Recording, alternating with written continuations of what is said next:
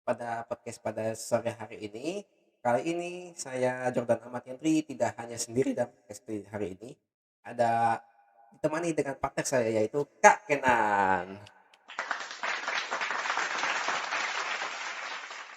Nah, menurut Kakak gimana nih Kak topik pembahasan yang perlu kita bahas hari ini nih? Topik untuk podcast kita pada kali ini yaitu digitalisasi pada pembelajaran di Indonesia dan seberapa pengaruhnya terhadap dunia pendidikan. Bagus banget nih. Nah, kalau mungkin dari perkuliahan terlebih dahulu ya, atau mungkin yang paling rendah, sekolahan. Menurut Kakak gimana dulu nih yang paling dibahas? Kalau untuk sekolahan ya, kayak kita tidak perlu membahas teknologi digital yang diterapin di sekolahan ya, karena memang pembelajaran di sekolahan itu pemanfaatan digitalnya benar-benar masih minim karena Eee, dilihat lagi dari tipikal gurunya, kalau gurunya itu, dia mau, terus dia giat serta mungkin mempunyai niat buat menyiapkan perangkat pembelajaran dan segala macamnya itu mungkin bisa-bisa saja pembelajaran digital itu diterapkan di sekolah. Tapi kalau gurunya udah mageran, karena kan kita juga tahu ya, gaji guru di Indonesia tuh dia, besarannya itu kayak gimana. Apalagi kalau gajinya udah segitu, terus harus menyiapkan effort yang ekstra lagi buat pembelajaran digital itu saya rasa kayaknya guru-guru juga pada mager juga kayaknya. Betul sekali ya Kak. Karena kan ya udah tahu sendiri kan kayak ini dari pemerintah sendiri tuh emang benar-benar nggak terlalu mengeffortnya ya. Jadinya ya pasti bawaannya gitu juga untuk yang guru-guru. Oke. Lalu untuk yang dari kuliah nih, perguruan tinggi, itu gimana Kak? Kalau menurut Kakak sendiri? Perguruan tinggi ya, aduh saya kalau yang saya alami ya pengalaman dari semester 1 sampai sekarang ini saya udah semester 8. Saya baru dapat pembelajaran digital itu di semester 8, itu pun juga bukan di mata kuliah wajib, tapi di mata kuliah pilihan atau MKP. Kalau Hmm. dari situ aja saya udah bisa ngambil kesimpulan ya, bahwasanya kalau pembelajaran digital, Hmm. yang disediakan di program studi kami ini, yaitu program studi pendidikan biologi, itu dalam tanda kutip ya, itu belum benar-benar diseriusin sama belum diperhatikan kalau dilihat secara urgensi buat pendidikan di Indonesia ya. Padahal kan hal itu harusnya diperdalam kan, diperdalam terus, harus diperbanyak lagi, mata kuliah terkait dengan digital-digital ini karena di era yang sekarang ini aja digitalisasi itu udah di mana-mana loh padahal. Iya betul sekali Kak, memang benar. Benar, karena kan, pastinya kan benar-benar digunakan sekali digitalisasi, apalagi kan untuk mencari materi ataupun wawasan yang perlu kita cari tuh, di perpustakaan tuh pasti susah ya, karena kan tidak semua buku yang dapat, eee, ingin apa, ilmu tersebut ada di situ. Jadi kan pastinya digitalisasi seperti pengadaan website, YouTube, ya video pembelajaran terkait ilmu-ilmu tertentu yang ingin kita cari, pastinya ada ya. Dan juga itu mungkin lebih mudah dipahami kan daripada dosen ataupun guru yang menjelaskan ketika Zoom, benar bukan, Kak? Saya juga sependapat sama Jordan ya, apa yang sudah disampaikan tadi juga betul. Karena kalau dengan kita, belajar secara digital sama belajar secara, konvensional atau secara tatap muka, itu perbedaannya memang benar-benar, apa ya, jomplang banget. Karena kalau dengan kita belajar secara digital tuh, daya tariknya tuh, apa ya, ada bedanya gitu loh. Daya tariknya tuh dia punya ciri khas tersendiri. Hmm. Mungkin bisa membuat kita, penasaran, "Nah, ini sebenarnya, eee" kayak fitur-fiturnya ini kayak gimana sih, saya tertarik nyobainnya gitu. Terus, apa ya,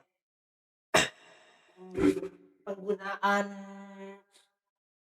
penggunaan website dan juga penggunaan media pembelajaran yang bisa, memikat, perhatian itu justru lebih membuat, peserta didik sama murid-murid itu mereka lebih semangat ikutin pembelajaran ketimbang dengan pembelajaran yang, Konvensional eee, ya.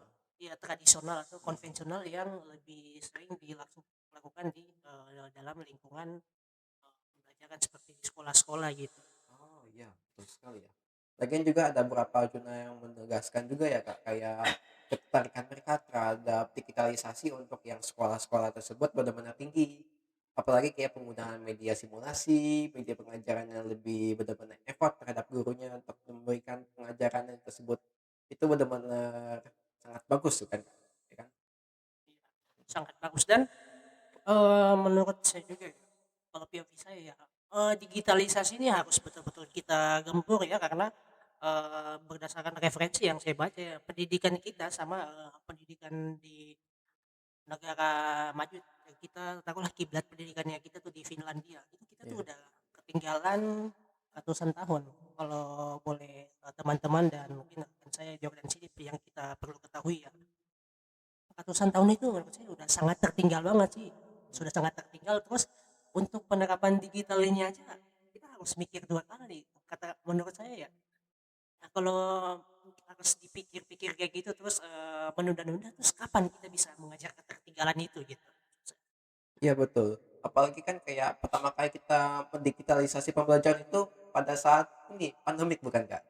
Iya itu Heeh, justru dengan adanya pandemi itu, plus minusnya juga ada ya. Untuk iya minusnya mungkin, aktivitas sama interaksi kita dibatasi, tapi plusnya itu di pemanfaatan teknologinya tuh, udah mulai benar-benar di-start itu, udah curi start dari, masa masa pandemi. pandemi. Iya betul, Jadi Kak. sebelum pandemi mah mana ada orang yang mau pakai kayak Zoom, Meet, apalagi Classroom lah dan lain-lain. Mana ada orang yang mau pakai kayak gitu, nggak ada. Iya betul, Kak.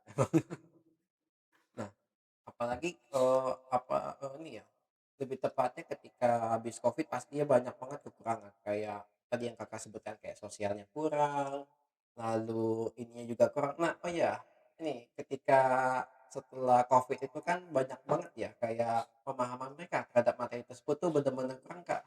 Nah, kenapa kok bisa kurang tuh, Kak? Padahal kan bener-bener pertama kali tuh kita digitalisasi, harusnya kan lebih baik ya, tapi nyatanya di lapangan tersendiri banyak-banyak sekali yang benar-benar kurang dalam hal materi. Itu yang saya dapatkan di lapangan tuh. Gimana menurut Kakak? Sebenarnya lebih ke apa ya?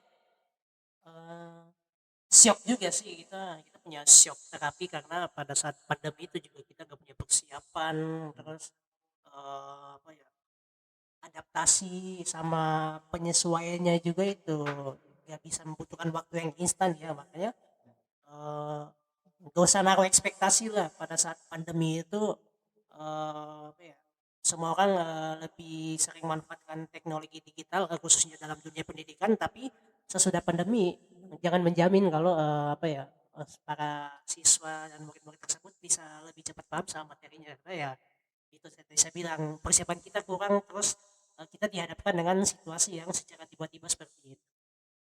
Betul sekali. Karena memang banyak benar-benar sebuah trauma tersendiri ya bagi kita ya untuk pandemik tersebut. Oh ya, sebelum itu Kak, menurut Kakak nih kan banyak banget kekurangan ya, baik itu sebelum dan juga sesudah pandemik ya, terhadap digitalisasi. Menurut Kakak gimana nih cara lebih baik lagi untuk mempersiapkan digitalisasi untuk kedepannya bagi Indonesia ini? Nah, justru tadi yang sudah saya sempat notice di sebelumnya ya kalau semakin kita nunda-nunda digitalisasi ketertinggalan kita akan semakin jauh makanya justru itu ya dalam setiap kegiatan apapun yang kita lakukan di kehidupan kita tuh harus melibatkan aspek apa digitalisasi. Kan di dunia pendidikan kita sudah libatkan ya. Coba mungkin di misalkan di aspek yang lain lah, misalkan olahraga atau perdagangan itu kan sekarang juga udah mulai marak ya apa ya bisnis-bisnis digital gitu. Itu menurut saya itu sudah langkah yang bagus karena eh, apa ya nggak cuma di pendidikan tapi di aspek-aspek lain digitalisasi juga sudah sangat Berkembang. diterapkan ya. Ah, betul betul, baik.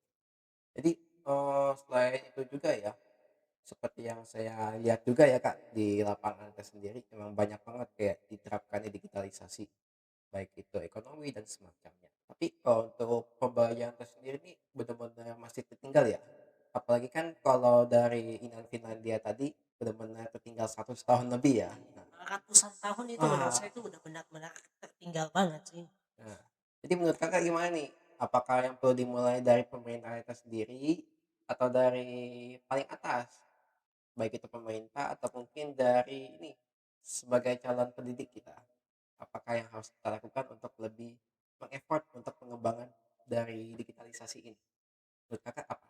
Saya rasa kalau dari dua elemen ini ya, mau elemen pemerintah ataupun elemen kita sebagai calon pendidik, dua-duanya itu harus barengan, harus jalan berbarengan karena nggak mungkin dong kalau dari pemerintahnya udah siap tapi dari tenaga pendidiknya nggak siap, sama aja bohong. Begitu juga sebaliknya kalau tenaga pendidiknya udah siap tapi pemerintahnya nggak suportif, ya nggak bakal jadi apa-apa. Makanya saya bilang di sini pendidikan digital ini harus benar-benar apa ya, eee, bergandengan dengan peran dari tenaga pendidik, kita sebagai calon guru nanti sama dari pihak pemerintahnya juga harus benar-benar mendukung, harus mensupport kita, baik itu secara material, dana maupun apapun yang dibutuhkan dalam dunia pendidikan ini harus betul-betul disediain karena demi kita bisa mengupgrade kualitas pendidikan yang di sini konteksnya secara digital terus eee, yang tadi sebelumnya udah saya notice juga ya untuk mengejar ketertinggalan kita karena semakin dibiarkan kita tidak akan bisa berkembang untuk mengupgrade pendidikan kita di negara kita ini. Betul. Terima kasih banyak Kak Gilang. Oke, selanjutnya lagi nih, saya ingin bertanya tentang hal tantangan. Kan tadi kan udah banyak banget ya, kayak udah ini pemerintah, kita sebagai calon pendidik dan juga semacamnya. Tapi kalau menurut Kakak sendiri tantangan yang paling besar itu ketika kita menerapkan digitalisasi, bagaimana sih harus dilakukan tuh agar benar-benar siswa yang nantinya kita sebagai calon pendidik itu benar-benar dapat memahami materi tersebut, tidak gampang terdistraksi dalam digitalisasi. Bagaimana menurut Kakak cara untuk mengurangi hal tersebut? Ada beberapa ya, mungkin yang pertama niat. Kalau nggak niat kan nggak mungkin bisa ngelaksanain pembelajaran digital. Terus yang kedua, eee, kualifikasi kualifikasi dari guru. Terus yang selanjutnya lagi, kemampuan sih, kemampuan gurunya itu untuk memanfaatkan pembelajaran memanfaatkan teknologi digital. Terus yang terakhir, pembatasan. Nah, Pembatasan. pembatasan, iya. Soalnya kalau pada saat pembelajaran digital kita kasih semua kendalinya itu ke para murid-murid atau siswa-siswanya, ya bisa aja nanti mereka bukannya belajar malah kasihkan mabar, main game, malah tiktokan. Nah itu tuh yang nggak bisa apa ya, yang nggak bisa kita pegang, Kuat-kuat ya. ya nggak bisa bikin kita pegang kuat-kuat karena pembatasan dalam pembelajaran digital tuh harus benar-benar apa ya, diperhatikan. Oh, benar-benar harus perhatikan sekali ya Kak. Oh, Iya. betul juga. Susah juga ya kita jadi calon pendidik ini ya. Kita sebagai pendidik mengontrolinnya juga susah karena di posisi tersebut juga kita dulu pernah ngalamin kayak kita juga jadi gimana ya. Iya, betul Kak. Emang kita susahnya. Oke. Kalau dari murid sendiri udah di ini ya. Kalau dari kita sendiri nih Kak, kan kayak kita benar-benar malas nih ya dalam mengerjakan tugas. Apalagi ngebuat kayak perangkat pembelajaran. Ini menurut Kakak gimana nih cara agar kita dapat termotivasi agar mengembangkan perangkat kita itu menjadi lebih baik agar dapat selanjutnya itu benar-benar apa tuh digitalisasi ini benar-benar dapat dicapai hal tersebut. Tips dari saya mungkin yang Hmm. pertama, kalian kenali dulu materinya kalian itu seperti apa. Nanti kalau kalian sudah kenali materi kalian seperti apa, kalian udah bisa dapat gambaran nih apa sih sebenarnya yang harus kita terapin, yang harus kita ajarkan ke para murid-murid ini. Sesudah kalian kenali tipikal materinya, kalian mulai cari platform-platform atau media-media digital apa sih yang sekiranya bisa mendukung materi yang akan kita ajarkan kepada murid-murid ini. Nah, sesudah kalian dapat platform atau media yang tepat, barulah tuh kalian bisa bikin tutorial, searching-searching, sebenarnya gimana sih cara buat kita bisa menggunakan sama bisa mengelola ngelola si media ini buat pembelajaran. Nah, itu yang harus kita persiapan dulu karena satu kunci utama untuk pembelajaran digital di ya di dalam kelas maupun di lingkungan pembelajaran, penguasaan, kualifikasi. Kualifikasi itu kalau kita punya terus penguasaan juga kita punya, ya udah ngalir aja pembelajaran kita. Udah di luar Ah, kepala lah istilahnya. bagus sekali.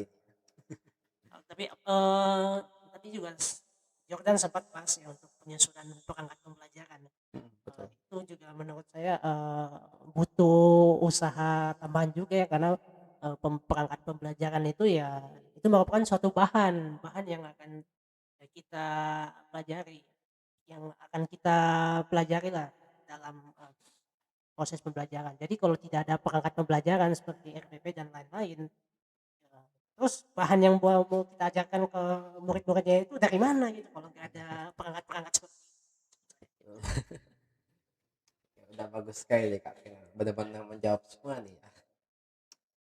Oke, karena kita udah ke sesi terakhir nih ya, jadi kita akan simpulkan dari semua ini bahwasannya digitalisasi itu benar-benar penting untuk Indonesia, apalagi kita udah memulai karir pertama tuh dari pandemik, dari suatu hal yang benar-benar sulit untuk kita lakukan. Akan tetapi karena banyak tantangan ini, kita berharap bahwa digitalisasi ke depannya akan menjadi lebih baik dan terus menjadi lebih baik untuk ke depannya. Dan juga untuk calon-calon pendidik, karena tenaga pendidik juga Kakak harapkan juga agar mereka dapat terus termotivasi untuk membuat perangkat pembelajaran dalam menggunakan digitalisasi tersebut. Gimana dari Kak Kenan? Oke, jadi tunggu apa lagi? Jangan ragu-ragu untuk menggunakan teknologi digital dalam pembelajaran, karena dengan digitalisasi dalam pembelajaran semua aspek materi dan juga aspek pendidikan yang tidak kita kuasai itu bisa kita dapatkan secara cuma-cuma itu melalui media digital saya. Jadi ayo kita gencarkan, kita bangun lagi semangat untuk mengadakan pembelajaran digital karena semuanya itu dimulai dari niat. Kalau kita punya niat, semuanya itu bisa dapat terlaksana.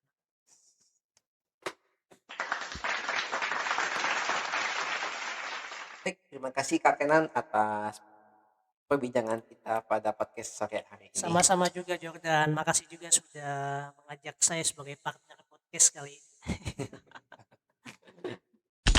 Nah, terima kasih karena sudah mendengarkan podcast kita pada sore hari ini.